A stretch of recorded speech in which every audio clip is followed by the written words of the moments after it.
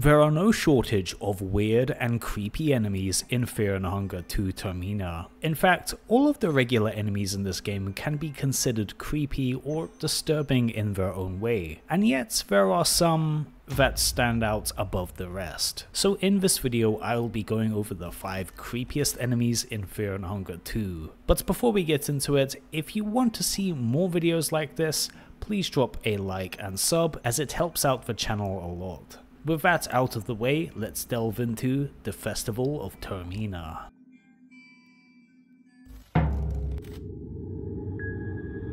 In Fear and Hunger 2, you are one of many contestants in a battle royale format. You get to see various contestants and interact with them, as well as get the opportunity to eliminate them and take their items and abilities. However, one curveball that is encountered are the doppelgangers. These are, as the name would suggest, a fake version of a contestant. These doppelgangers strongly resemble the original contestant, and yet they have a noticeably twisted face upon closer inspection. They are pretty much identical to the contestant, as a doppelganger assumes your body and face, except for one detail, which is that doppelgangers have an impossibly large mouth. These doppelgangers will impersonate a contestant, even going as far to repeat what they have said in the past. However, they repeat it in a strange and uncanny way that lacks important context of a real human. Like how when you encounter the doppelganger of Olivia,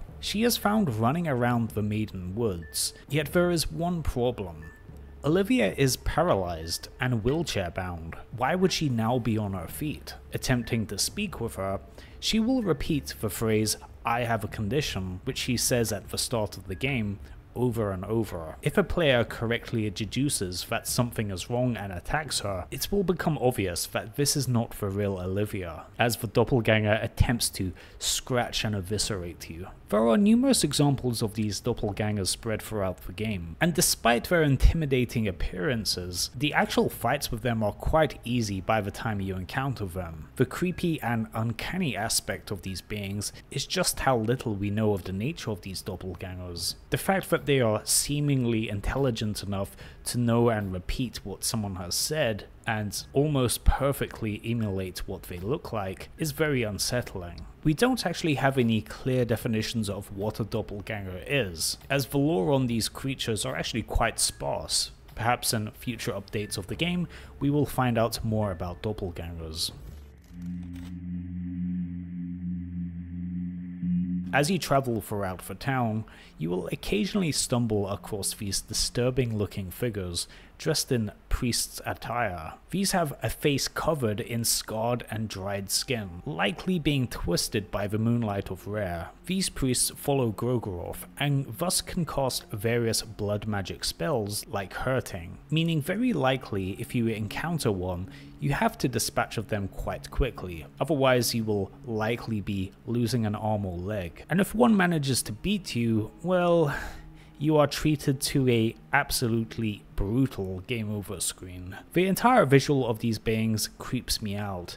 The way they smile at you before doing their coin flip attack is unsettling. And the artwork of these guys, it looks like their eyes are sunken into their face so far that it almost resembles a mask, and they are gazing at you from underneath someone else's skin. The game also heavily implies that the priesthood in Praeval were preying upon children, with their figurehead being Father Hugo. I don't like these guys, and neither does anybody else, but as far as a creepy enemy, yeah, they do the job. As you progress throughout the game, you will eventually encounter a Bremen elite soldier. These are gun-wielding soldiers of the Bremen Empire that boast a very impressive speed, easily being able to chase you down with their charge attack. You can actually find the Bremen elite killing the Moonscorched. However, despite them killing a common enemy, they are no ally to you, and will attack you on sight. What's weird about these guys is that they say absolutely nothing to you. Any attempt to chat with them yields no results. They are trained for combat and are literally on the warpath, so you can't actually ask what their deal is or try to negotiate with them in any way. Funnily enough, it's actually easier to negotiate with the Moonscorched compared to the Bremen soldiers. And considering these guys are always wearing a face mask with a helmet, we never actually get to see what's underneath and what they actually look like. However, when inspected, it's implied that something is uncanny about them. Their bodies are more sturdy and built different to regular humans, which is likely a result of the scientific experiments of the Bremen Empire conducted on humans. In this case, to create a stronger man, a stronger soldier. We have seen the Bremen military experiment with Sylvian rituals, like the platoon enemy, which is a marriage between many individuals, yet modified with a cannon, creating a part biological, part mechanical sentient tank. So the Bremen Empire are very much into using Sylvian rituals to create bioweapons. And it's quite likely that the Bremen military used the marriage ritual to create these Bremen elite soldiers. So what's likely underneath their mask is a marriage. All in all, these are very strong enemies. If you are unfortunate enough to encounter these in the early game, you will likely have a game over screen pretty soon. When you go into the rare dimension, you will see these strange Venus flytrap organisms on the ground. If you are brave enough to go near one, this causes a large being to emerge out of the ground. A monster that was laying dormant until someone started walking near it. This is a Lonteal. These abominations have a body which looks like a biologically twisted mannequin that has a giant Venus flytrap central mouth instead of a head, as well as several other secondary mouths. These monsters will shamble towards you and attack you by attempting to cut off your limbs with its pendulum blades. This creature has always given me a cold sweat, since you usually encounter these enemies in tight and confined hallways in the rare dimension, so you're already feeling quite claustrophobic by the time you encounter these. There isn't much lore defining what exactly a Lonteal is, but considering that these are only encountered in the rare dimension, it's fair to say that this is some sort of a variant of the Moonscorched human who was also corrupted by Rare, and acts as some sort of cleanup crew by the looks of it in the rare dimension. Needless to say, anytime you encounter one of these creatures, it's best to run away to the best of your ability.